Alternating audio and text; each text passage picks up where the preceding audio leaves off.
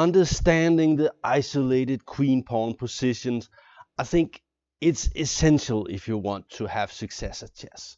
It's one of those kind of positions that can arise in any kind of openings, almost any kind of openings, and you have to play really weird setups to avoid this altogether.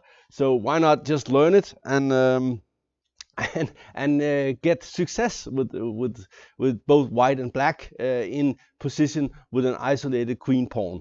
It's well, let's get into it. Today we're going to look at a game from a very recent game from the Aimchess. It's an internet rabbit game, but the players are so strong that it's doesn't really matter. They're probably playing better than I am when I'm in with full time control. So it doesn't it's not detecting anything from this setup or this game. Okay, let's get into it, and I'll try to explain White's perfect setup. White is Vladislav Artemiev, a young upcoming Russian player, and black is Levon Aronian, who are just recently switched to the US and is having a good time on the chessboard. At least he's doing pretty well. This is the so-called Rogozin system, and after e3 we transpose into the Nimzo-Indian. c5, that's interesting, and here white plays an interesting move. C takes d5. That's not the most common move. The most common move is bishop d3 in this position, and I think maybe that's also the best move. And here, if black were to take on d4, we would transpose into a Caro-Kann panel variation, which arrives from e4 c6. But that's not what happened. a3, he takes, and go back, and we have a typical queen pawn position with the pawn on d4, which is isolated and weak, but it also gives a lot of room to maneuver for white.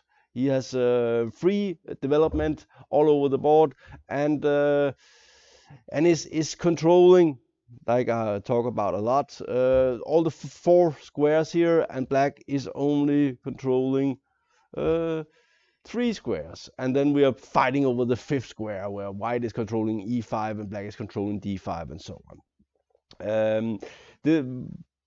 The thing here is black in general would love to have this bishop here on this square because it defends the king, and it attacks the pawn on d4, making any kind of attacks against h7, as we will see in the game. It's not going to happen with the pawn on d6 and bishop on d7. b6, very normal. Black wants to put the bishop here where it is. Oops, I keep doing that. So where it controls the center, and in general it looks good on b7. Queen e2, connecting the rooks. Rook a d1, and this may be a little bit surprising to some players, that you're taught often that you should put the rooks on open file like this one, but in this position the rook belongs on d1 and e1. In general, white is not going to play on the queen side, and he's looking for sometimes pushing this one, and in general he needs defense for the pawn on d4. So you want, in this structure, in general, as a general rule, it almost always apply, you want your rook on d1 and e1. Okay, rook c8, this is also normal. Rook fe1, and this position is very interesting, and black is basically losing the game in like 2 moves from here. He has to be very careful. White is getting close to his ideal setup, where he will put the bishop here and put the queen on this diagonal as well, and attack here. The bishop will probably go to d5, and white will have very active pieces, a lot of firepower aiming toward the black king. So black really has to be careful here, and the counterplay is not so easy to get going. So one move I would suggest here is maybe something like this. The idea is to control this square and trying to sort of exchange some pieces. You might be threatening this, but this is not very likely. But this is definitely an idea, and you're opening for this bishop here, so nothing bad will happen. One of the things black really have to be careful is that if white can get some of the heavy pieces to the king side, some of the heavy pieces to the king side, maybe some kind of a rook lift. I'm gonna make it red, something like this, and suddenly with the rook also joining the attack will be very, very strong. So it's essential not to allow the heavy pieces to get to the king side. So knight a5 here is probably the best move. Queen c7, and he's probably looking maybe to do something like this, maybe, and have some ideas when knight takes d4 and so on. But it's not. It's seldom it works. And bishop d5 and rook fd8, and that's probably too aggressive. He's attacking this pawn, but I think his rook belongs on e8. He was already in trouble here, I think. Queen c7 was already a mistake. Bishop b1. Okay, so white is basically getting ready for something like this and attacking here. When black plays d6, white will go something like, oops, I'm making the rules in reality here. So let's go back. And black is under a lot of pressure. We already see that almost all the white pieces are aimed towards the king side, and black is, well, what are the rooks doing here? So something like knight sacrificing itself on f7 is also in the air. So black is, I think, already busted here. Knight a5 is it's too late, and knight e5. And here, black is already threatening something like white is threatening knight takes f7. This is a big problem in general. So what to do here? This is not easy. Something like you would love to do, like something like this. Then white will probably go queen e4. Oh, no. He's not going queen e4. He's doing this move. And something like this is always a total disaster for black.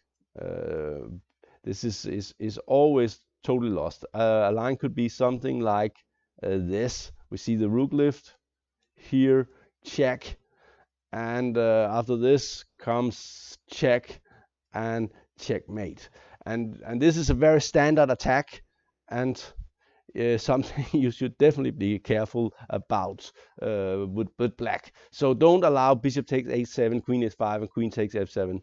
Did you hear me, Aronian? Because the problem is white black is in serious trouble here. He could play something like this to defend f7, but then comes queen d3, attacking here on h7. So g6 is forced, and bishop a2, and this is a very, very common move in this structure. White, whenever there is the chance to go here with the bishop after g6, that's what black will do. White will do. Then what black is basically threatening here is something like, and white is threatening, is bishop h6 when the rook goes, knight f7, and bishop takes e6.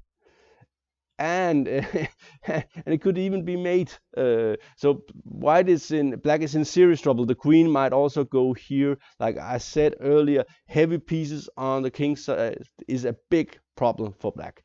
So here's a general rule. When black goes g6, you want the white square, this bishop here, the red one, on this diagonal, a2 to g8. Then f7 will be weak because bishop h6 is in the air, and also it's hard to get rid of a knight on g5 because it will weaken the pawn structure horribly. So black is in serious trouble here. There's nothing funny at all, and he plays queen d6, covering here, but then he walks into a typical attacking idea. So white to move here. It's white to move. What would you do? And we see it probably quickly. I don't know. I'm sure Artemiev would have seen it in a bullet game. Bishop takes f6, bishop takes f6, and boom, check. And black is already busted. We can see he goes with the king, but of course it's hopeless. Anyway, let's just see it. The queen comes in, check here, and I think the easiest is probably rook d3, and just rook h3, and you can try the same defense as before. It'll be the same mate, and I don't think there's any way you can defend this. This is just over. So that was if he took the bishop. So he had to go, and of course queen h5. This is a total disaster for black. Lost a vital pawn, and the attack goes on. It doesn't stop. Bishop e4, bishop a6, back. Knight's coming. White has a pawn more and an attack, and the black king is in serious trouble. So he could resign here. He goes down in flame. Bishop takes. It doesn't take long. This is a typical sacrifice, and this is what you should be looking out for with black. That they will sacrifice something, because your position is falling apart, and knight comes in. Rook might also have joined the attack, but knight is easier, and okay. That's a bit sad though that it has to end this way. But okay, and of course there's no reason to change. Let's count the pawns. There's 3 pawns for black. There's 6 pawns for white, and black's king is not out of the danger yet. So check, and the attack will continue in the. Yeah, and here he resigned, losing something. I think he loses the rook, or whatever. Anyway, but this was very interesting point, and the critical position was this one, where black really had to understand that he was already in serious danger of falling under a very strong attack. White's attack is, in general, very strong when he has his positions, the ideal positions, with the rook on d1, rook on e1, all the pieces out, and bishop on this diagonal, and ready to swing to the other diagonal. This bishop here on d3 is a very important piece for white. It attacks all the important things. The thing you want to attack is basically here, and that's a lot of help. And also when you have a black pawn here, it's very helpful to have this bishop. So this was